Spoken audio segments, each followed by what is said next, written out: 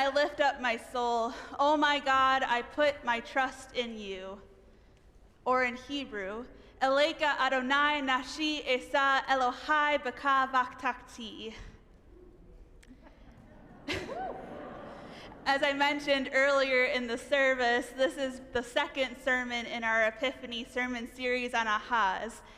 And my aha moment starts here, in this dangerous place, at the beginning of Psalm 25. Now I say dangerous because we're going to dive into some Hebrew translation.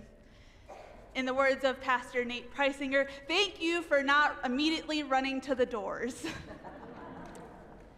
Eleka Adonai Nashi Esa Elohai Beka Vaktakti. To you, O Lord, I lift up my nefesh.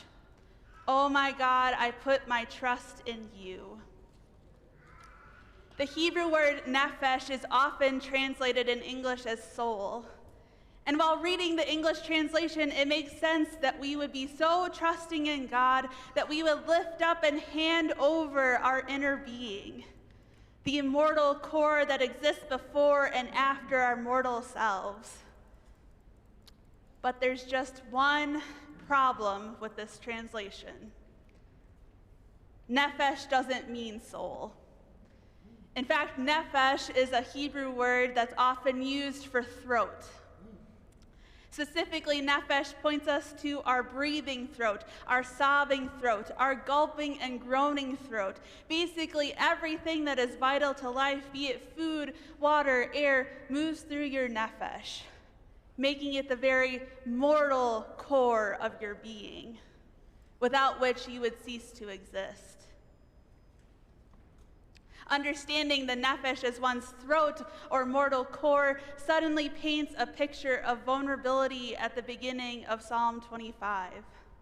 Because to lift one's throat leaves you vulnerable and exposed. You have to be courageous to lift up your throat. You have to be bold to lift up your throat. You have to have faith to lift up your throat.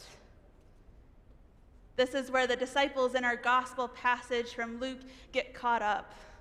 I mean, we have written accounts of them following Jesus, listening to him teach, witnessing him perform miracles, and yet they were so caught up with looking down at themselves and their concerns that they missed what was going on around them. They cried out to Jesus, "Increase our faith."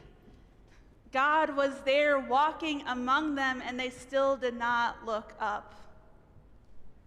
Eleka Adonai Nashi Esa Elohai Beka Vaktakti. To you, O Lord, I lift up my throat.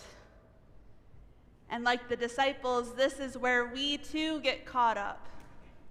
Because it's so easy to look down and look away, to take a passive posture of conformity with the status quo. I mean, all of us almost literally carry around a cell phone that draws our attention down and away from the world around us. We tell ourselves that we are seeking out community in Facebook groups and online forums, and yet find ourselves trapped in echo chambers that just affirm our preconceived notions and bias. We would rather complain and rant about people behind their backs than be in open and caring conversation. We take the passive posture of cowering and hiding from the world, but again we hear Eleka Adonai Nashi Esa Elohai Beka Vaktakti. To you, O Lord, I lift up my throat. Lifting up your throat is an active posture. One might even call it a demanding posture. Instead of looking down, we're looking up, saying, "I see you, Lord. My eyes are up and I see my surroundings. I see the injustice and the hurt and the suffering, and I'm angry about what I see in the world around me. I'm not turning away from what I see. I am looking up, God, actively waiting to see what you, Lord, are going to do about it." Eleka Adonai Nafshi Esa Elohai Beka Vaktakti. Elohai, oh my God, in you I trust. Because here is the beautiful thing. When we lift up our nefesh, when we lift up our throats, yes, we witness the pain and the suffering, and we see the injustice and death, and we are forced to live with the sin and brokenness of the world. But when we lift up our nefesh, when we lift up our throats, we also see the beauty and renewal of life that surrounds us. We see the creativity in creation. We see miraculous things that go beyond our wildest imaginations. But most importantly, we actually see and bear witness to God holding us and caring for us and loving us just the way we are. Aleka Adonai Nashi Esa Elohai Beka Vaktakti. Oh my God, in you I trust. This is the faith, this is the trust that we are emboldened with, that's not defined by our cognitive certainty. It's not defined by our acceptance of proper and fancy theological constructs, nor is it defined by any other constraints that we would put on it.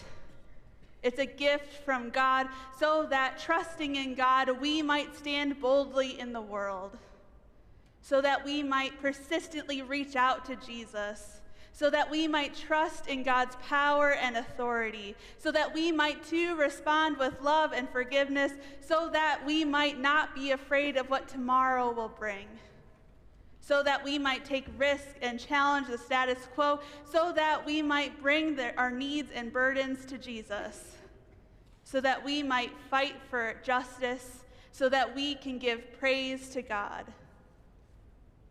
Eleka Adonai Nafshi Esa Elohai Beka Vaktakti.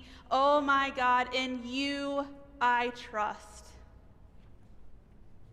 Jesus said, if you had trust, if you had faith the size of a mustard seed, you could say to this tree, be uprooted and planted in the sea, and it would obey you. This is the bold faith that we are invited to step into. A faith so boundless that a tiny seed has tree-moving potential. As I noted at the top of the service, there are slight variations sprinkled throughout today's worship service. And this is to highlight the fact that our faith is not bound by the hymns printed in the Ren hymnal. Our faith is not bound by a singular translation of the words of the Apostles' Creed or the Lord's Prayer or even the Bible. Our faith is not bound by a singular masculine image of God. And yes, these changes are weird. They might be uncomfortable, and they might even make you frustrated. But again, Aleka Adonai Nashi Esa Elohai Beka Vaktakti. To you, O Lord, I lift up my throat. Oh my God, I put my trust in you. To live a life of faith is to be bold, is to be trusting, is to be courageous.